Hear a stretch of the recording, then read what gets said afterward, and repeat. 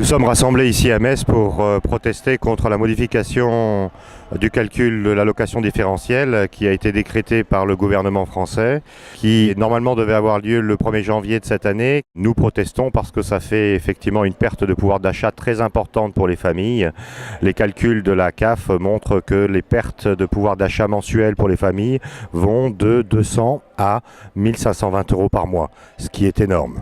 Nous ne demandons pas un report, nous demandons l'abrogation du décret parce que là c'est effectivement une attaque contre les familles et contre le pouvoir d'achat des familles.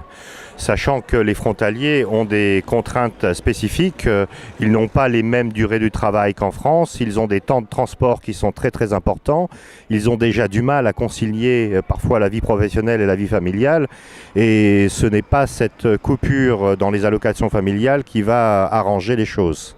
Nous allons continuer la pression auprès du gouvernement français. D'autre part, nous avons lancé des actions et nous allons continuer au niveau de la Commission européenne parce que nous estimons que ce décret est contraire notamment à l'article 39 du décret et au principe de libre circulation des travailleurs en Europe.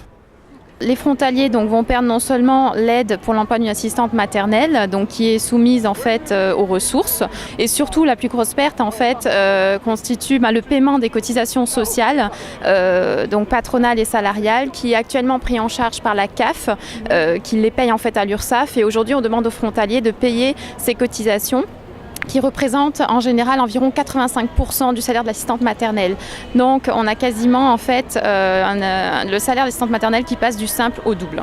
Au départ, je fais partie de l'association Galipette, donc des assistantes maternelles de Longwy. Et le problème, c'est qu'avec ce décret, les parents nous retirent nos enfants, enfin les enfants qu'on a en garde. Donc moi, je suis passée de 290 heures à 0 heure de travail. Moi, je suis au chômage, je suis passée de 900 € que je touchais par mois en travaillant à 400 € de chômage.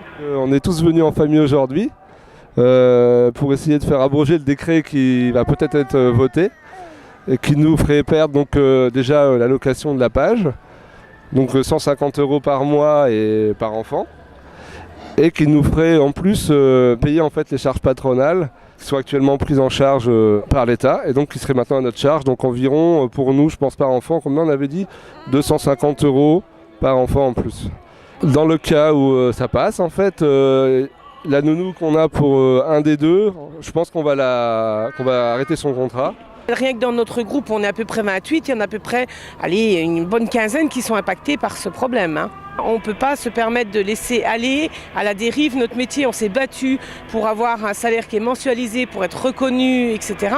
On nous avait promis, Madame Morano nous avait promis plein de choses, création d'emplois, etc. Et au contraire, elle nous sacrifie tout. La CAF est incapable de donner des informations aux allocataires. Depuis le 1er janvier, les allocataires ont essayé de contacter toutes les administrations parce que simplement dans les courriers que nous avons reçus, on nous a dit « vous serez susceptible de payer tel et tel montant ». Personne n'a pu nous chiffrer exactement le montant. Tant qu'on restera dans ce flou administratif-là, on aura aussi du mal à mobiliser les gens. Parce que tout le monde se dit, ce mois-ci, je n'ai pas 600 € à payer, c'est gagné, c'est que c'est pas mis en place. Malheureusement, on a besoin de tout le monde pour dire que c'est pas juste. En fait, le gouvernement essaye de faire croire que tout le monde est redevable de l'ISF au Luxembourg. Mais il faut bien savoir qu'il y a des mères de famille qui travaillent à temps partiel dans les pompes à essence, qui ont des statuts qui ne sont pas plus redorés que les dames qui travaillent dans d'autres supermarchés en France et qui seront impactées de la même manière qu'un couple ayant 2 revenus au Luxembourg. Et ces mères de famille-là, qu'est-ce qu'elles font? Elles ont recours, il faut le dire, au travail au noir. Et ça, c'est le gros problème. Aujourd'hui, on devrait avoir le choix de pouvoir faire garder nos enfants. On sait très bien qu'il n'y a pas de place en crèche, qu'il n'y a pas de place dans les garderies. On n'a que les solutions des assistantes maternelles. C'est une profession à temps plein et il faut la défendre. Donc aujourd'hui, on est là pour défendre nos intérêts, nos enfants et nos nounous. Voilà.